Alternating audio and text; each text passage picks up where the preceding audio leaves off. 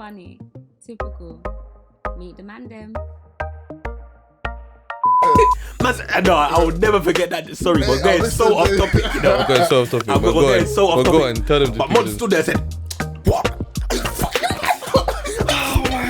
You know who man's brother is, bro? Fam, Safe. If you think the roads is mad now, back then, Hey, my bro. goodness. Man couldn't go anywhere without looking over my shoulder at least a good 20 times. See the location right now?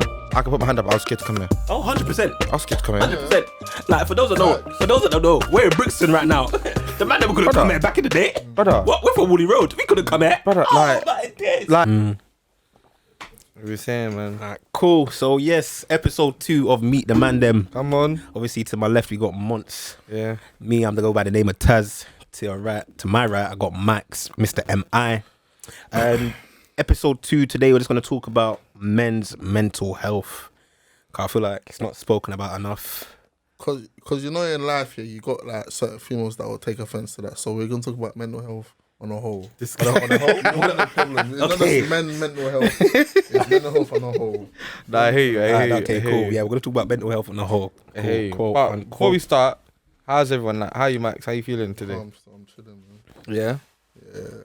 Like generally, how are you? Not just I'm fine. Like, how are you? This is the problem. Like, this is literally, as we're saying, the reason why I started like that is because like when people ask how are you, was so easy just to say yeah I'm good, I'm fine, yeah. And okay, fair enough, you might be, but it's like we don't actually answer the question. We're just being blasé about it. You know what I'm saying? You're just answering for the sake of it. You know what I'm saying? So yeah, Max, how are you generally, man?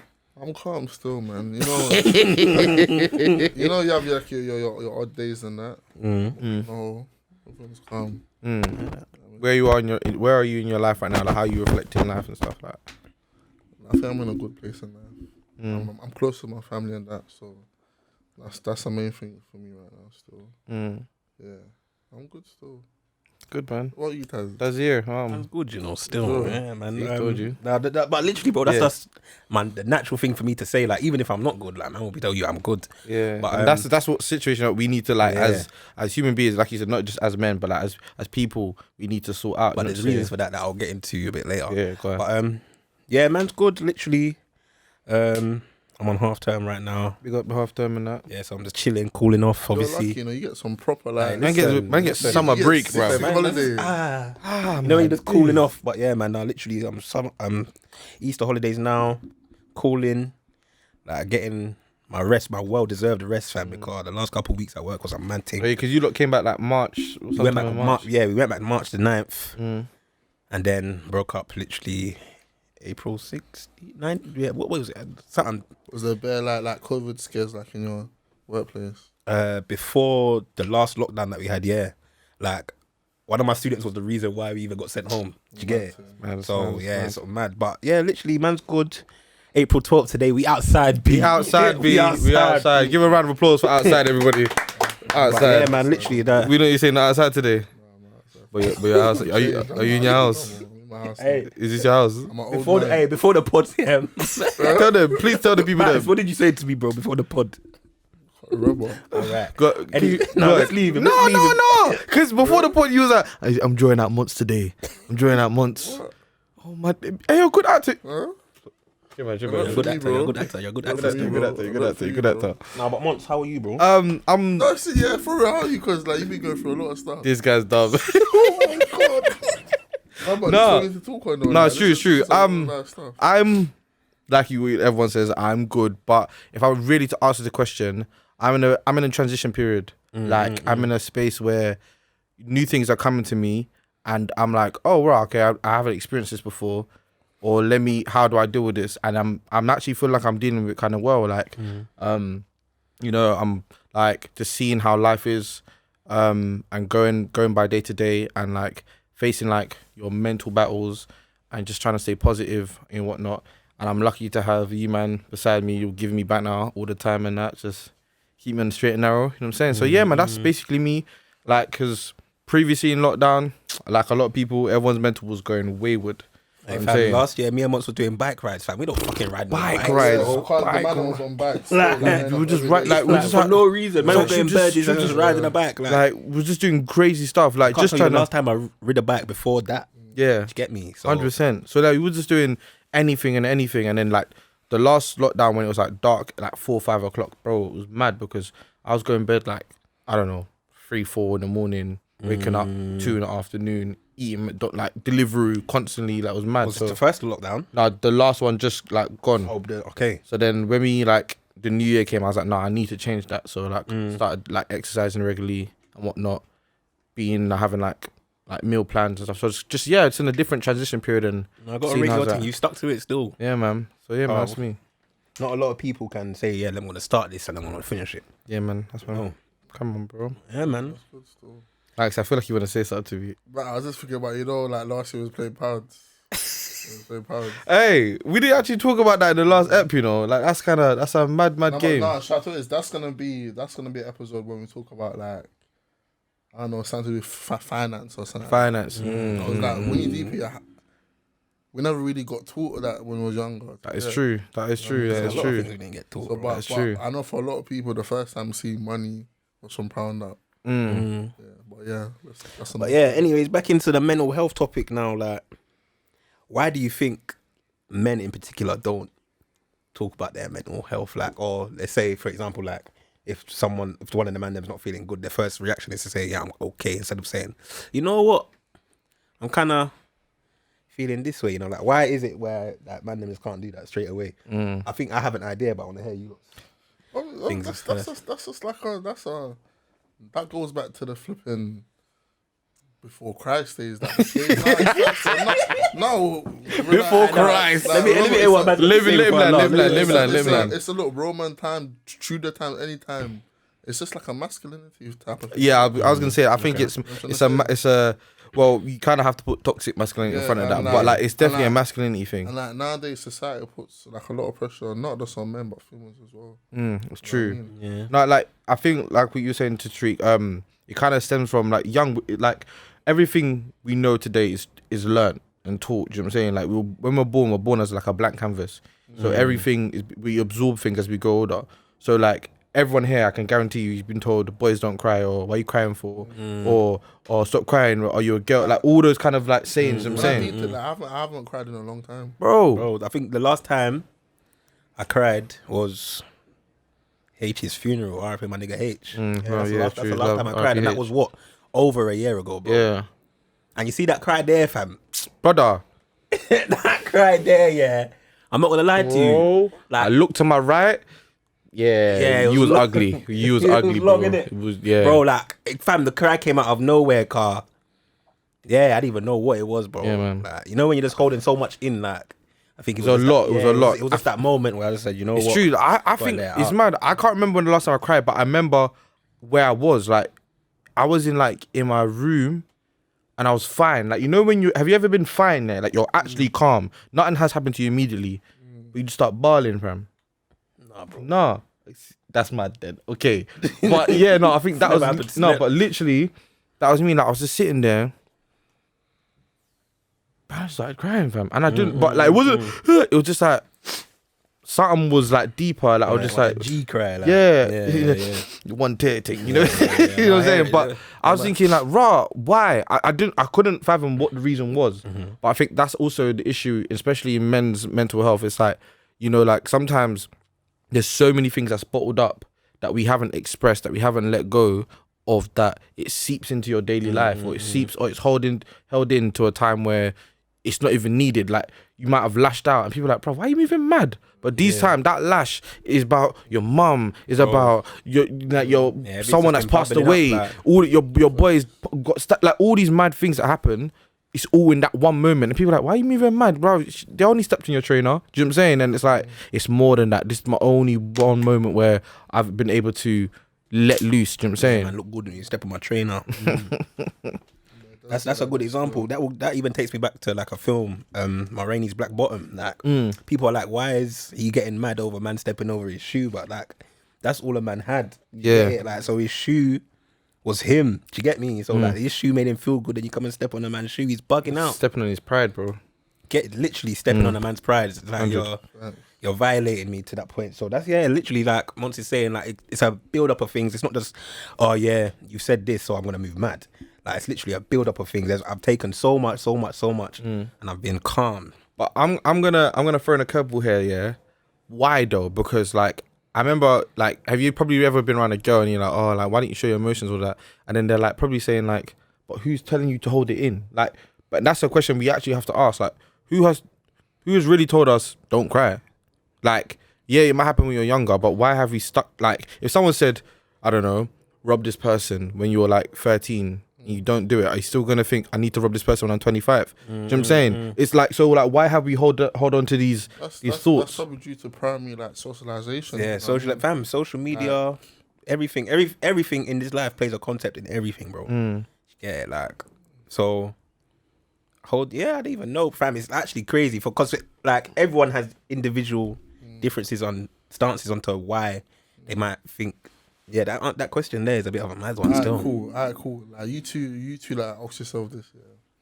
And I guarantee you, none of you can like say there's like 5 times you've seen this happen. Like, how much times have you seen like your dad or your mum cry? I've never seen my mum cry, but I've heard her cry, and I've thought about this yesterday actually, and I've seen my dad cry twice.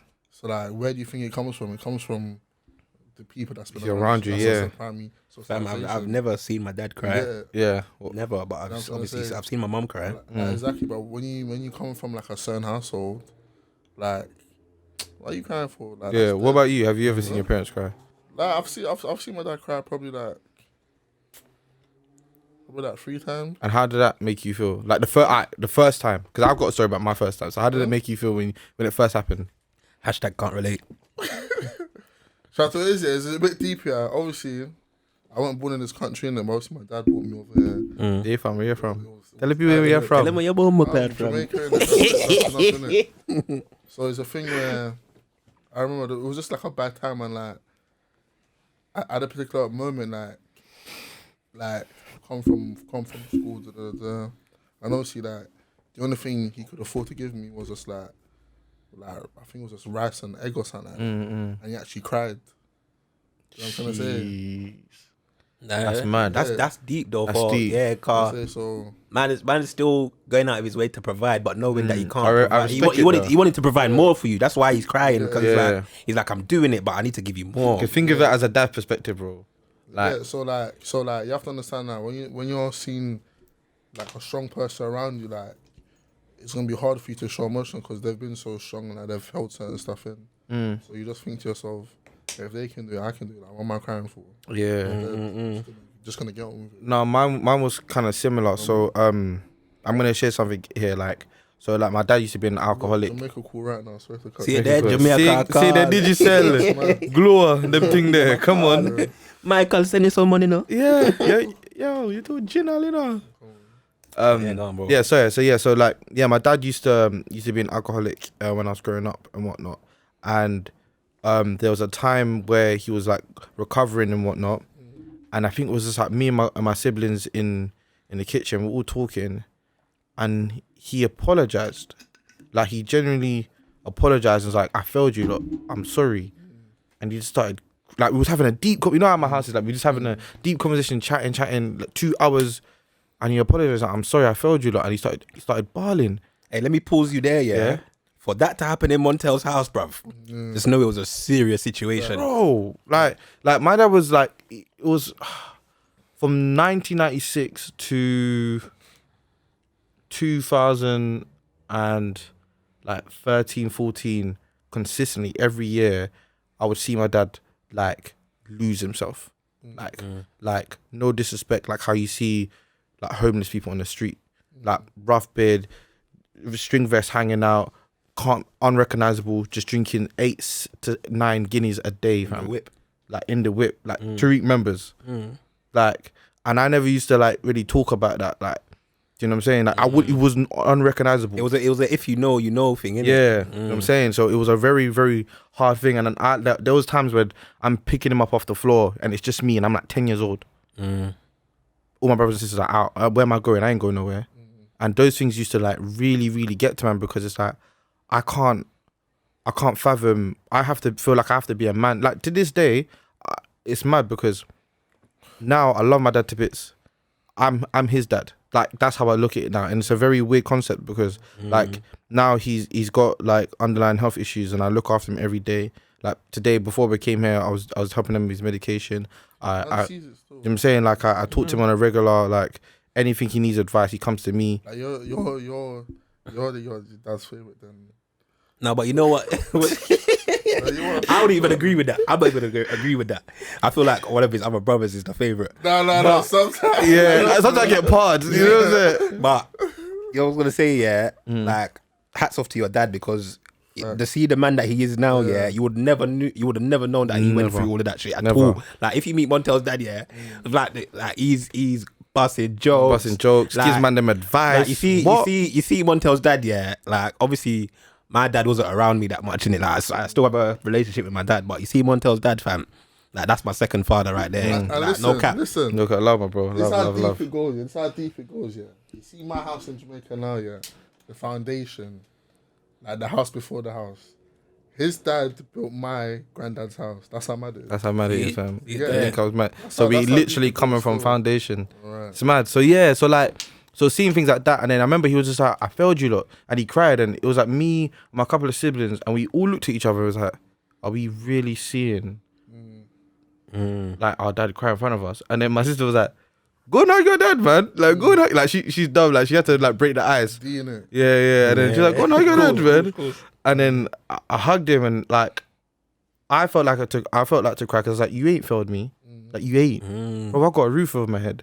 I went to school, bruv. Every day, Michael knows. Like Michael knows, yeah. Michael used to see me finesse. Hey, brother, why do you fucking do this episode? This episode's emotional, bro. The man them are laughing it off. You lot a joke, man. No, but like, do you know what I'm saying? Like, Michael used to see me, like, I used to finesse my parents in the morning, like, get £10 for my dad to go to school, go with my mum. But one thing, bruv, there was times when my dad had no job. You think that £10 was still there? Like, I rate it to the biggest. Like, he would always make sure that I'm good. If I need the school shoes, he's getting it. Like, so even though he gets on my nerves and all these things, and parents are always gonna like never see completely eye to eye, but I can honestly say that I love him, and that he's the reason why I'm able to show emotion, because I'm like, I can't allow for me not to show my true emotions and then feel like people, because your mind can defeat you. Like my dad thought for years that he failed his family, and he didn't. So imagine that, like if he just said like, I'm going through stuff, like I deeped it. He was an alcoholic because he lost his job. Or the times when he didn't is because he was going through relationship issues with my mum. But I'm a kid. I'm not gonna know this. Parents do the amazing well. They hide things from their children, which they're supposed to do. So he's gonna channel things differently. Some alcohol, some weed, some gambling. I'm not saying it's right, but that's what sometimes men do, innit? But he always thought he failed us, and I was like, no, you didn't, man. So it's just nice to see that, like, eventually he's the man, like you said today, and I can say that, boom, like his mental is a better situation. You know what I'm saying? Real G, fam. That guy's dropped some gems on me, bro. Hey, shout out Dougie Fresh. Dougie Fresh. Big up Dougie Fresh. He dropped some gems. Big up on Dougie me, Fresh, bro. man. Like, I swear to Dougie God, Fresh. Yeah. You see, I cannot go to Montel's house with any bit of weed. Yeah, bro. What you going to? Bro, Every day. Yes, I smoke. See that smoke. Remember the job where you having. Remember the job you have. Yeah, remember the job. Don't smoke on the weekdays, Tariq. But he's like, you have chip. But In the same line, man, asking me if you have chip. Oh, my days, Yeah, man. It's mad. Actually a legend, man. Like, A legend, man. From day zero, that guy's been Legend, man. just dropping gems. But yeah, man, that one was emotional still. We're not done, but that little section there was Let me take a breather. still. You man talk. Let me take a breather. Breather, bro. What the fuck? Like, you think I've been back in this so much? Yeah, my days, man. Hey, shout But like out. Tariq, like you were saying, like you have a relationship with your dad and whatnot, yeah. But like, how did like that affect you? Like, because I'm lucky enough to like live with my both parents, yeah. Michael, you say your situation with your parents. You obviously, my mum lives in Jamaica. My dad. Yeah. Jamaica's still calling, bro. Yeah. So that's my little. Yeah. My dad's basically. And your sitch. See, my situation is mad, yeah, because like my dad didn't live in my house, but I always used to see my dad because my dad moved down the road. You get it? Like I lived on. Shit. Yo. Let's say, for example, yeah, I lived here. my dad lived on the other side. Like you see Birdie's Park. Let's say his dad lived in Brixton McDonald's, and he lived at Morley's. What, Brixton Morley's? Morley's down the road. Now say a bit further. I lived at like the Tesco. The Tesco. Remember where my dad used to live, bro? I'm not gonna bait it out, but remember where my dad used to live? Look. Oh, yeah. What's kind of. Yeah. So I'm saying definitely. So Brixton McDonald's to the Tesco, that in Brixton. So yeah, like I used to see my dad all the time. Like every Friday, I would go there. Literally messaging, calling all day, every day. So it was weird that he wasn't in the house, and obviously I would have preferred that because obviously that's my dad, innit? But for me, he still gave me the lessons that a dad's supposed to give their son.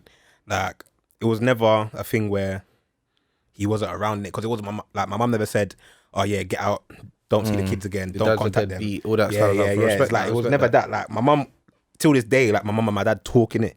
It was just a thing where they couldn't be in a relationship, which obviously happens sometimes. I respect that, platonic. Unfortunately. But yeah, man. So I feel like for me, it was calm because I was always with my dad or around my dad, and like to the point where I started smoking weed with my dad, bro.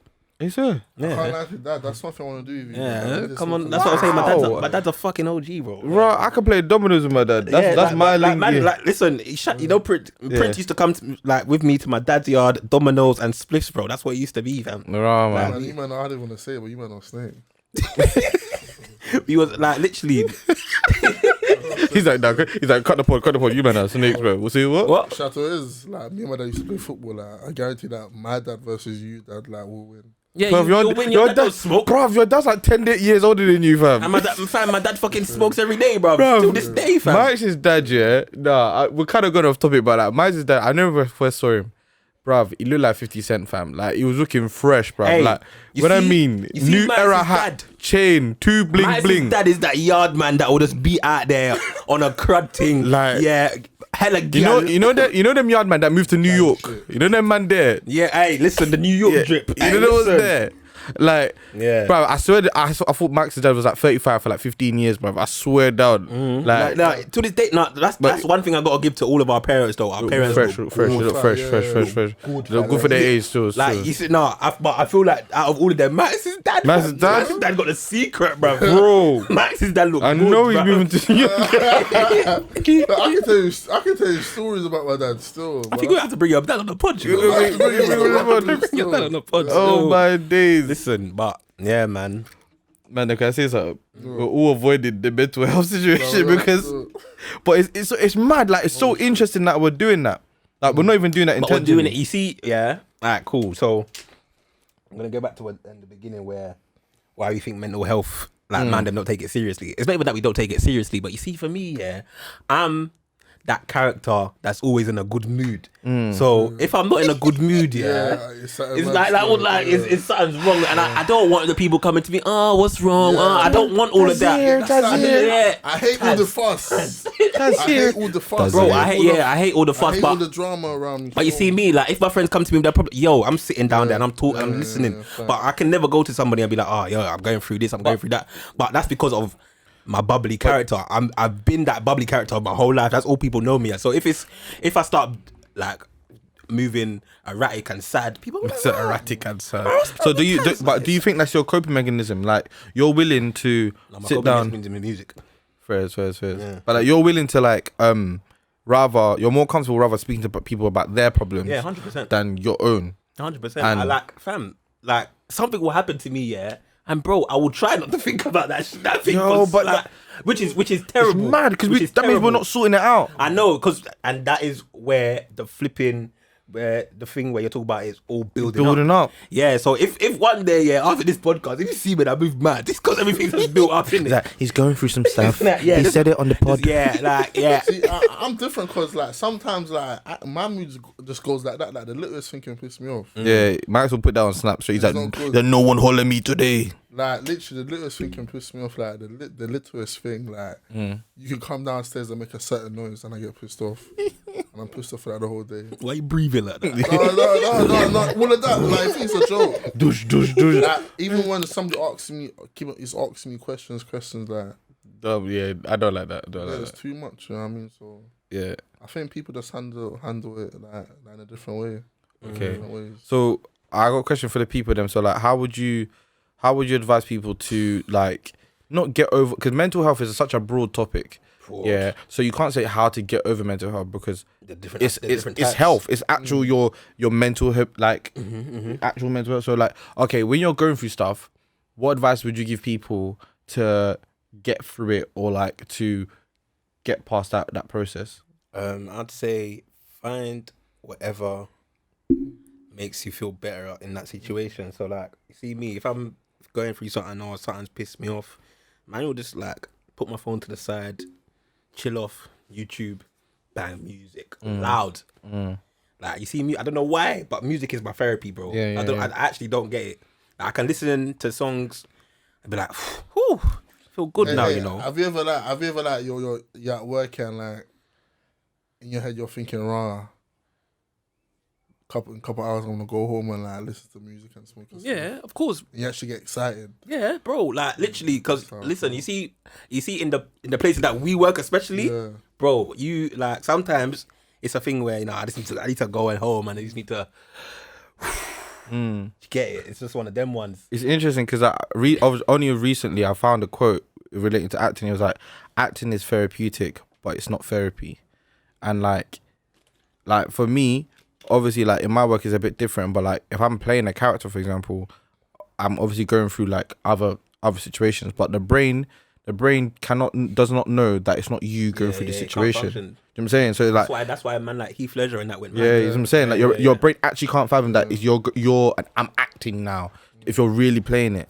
But I was like, okay, like sometimes, bro, my heart. Have you like you come home, your heart's heavy, your head's hurting. And like you said, the littlest thing gets on your nerves. And you're like, what's going on? And it's very hard to just communicate and just go like, I'm not feeling well today. Like, I'm not ill, but I'm not right. You know what I'm saying? So that's what it is. Yeah. If you actually want to like solve it, I think we have to actually figure out what's the cause. You get it? But that's it. That comes down to triggers and stuff. Yeah, no, it's not with that. Like, think about growing up in South London, because we all grew up in South London. Think about all the shit that we used to see. Like friends have passed away. All of that stuff. Right, let's get into that though, because I feel like that plays a very vital 100%. Like, brother, look, part. 100%. And it's the way they pass away as well. Yeah. Like, you see, I got a friend called Honey, or R.I.P. Honey. R.I.P. Honey, man. But you see that one there, and like the fact that there's the video, you actually see the video of him walking, and they're just all behind him, running towards him, and he's not aware. Like, do you know how mad that is? It's crazy because I think a lot of the things, like we've seen numerous of people pass away in our teenage years, bro. But it's also like how they pass away. I think it's mad as well. Even before that, we were seeing our brothers' friends and that pass away. So like, obviously R.I.P. Mima, yeah. Like Mima was big, bro. Like if you know, like, and when you see when that happened, Mima, Ruth, all of them ones. Like Terms, Ruth used to babysit Montz and that. Mima used to be on the strip all day, every day with my cousins and that. So like, it's mad, bro. Like it sounds mad to say, but the Mandem are immune to death. You know, it's true. It's very, very sad. It's so sad. Like when, like I don't cry about death unless I've actually probably gone to the funeral and see the person go down. That's when my realization goes, okay, cool. But like, it's just mad how we go through these things over and over and over again, and we're all like, we're not even 30. Like it's, bro. I think that people don't get these things, and it's like, okay, how to deal with that? And it's like, none of us go therapy. Like I don't generally know people that go therapy. I would have to go to people that are older who are in institutions and know about these things and go, can you show me a psychiatrist? Can you show me a therapist? Is that Mandem or is both? I don't, literally, I don't know people. I probably know one or two max. But you don't actually know. But like I can't come to you like Mandem, like, have you got a therapist that you can show me? Because I'm going through some stuff. And yeah, we can talk and whatnot, but like when it comes to the actual development of things that the Mandem can't help you with or can't even handle, what do we do? Because we see these things happen over and over again. People passing away, you know, situations that happening at home, financial issues going personally. We're going by day to day, not knowing what life's going to bring us. Yeah. And we're expected, especially as men, we're expected to be positive, good, have everything patterned, provide, be on the right path, all these things, make the right choices. But sometimes I'm human. I make mistakes. I don't know. Like, I genuinely don't know. I don't know.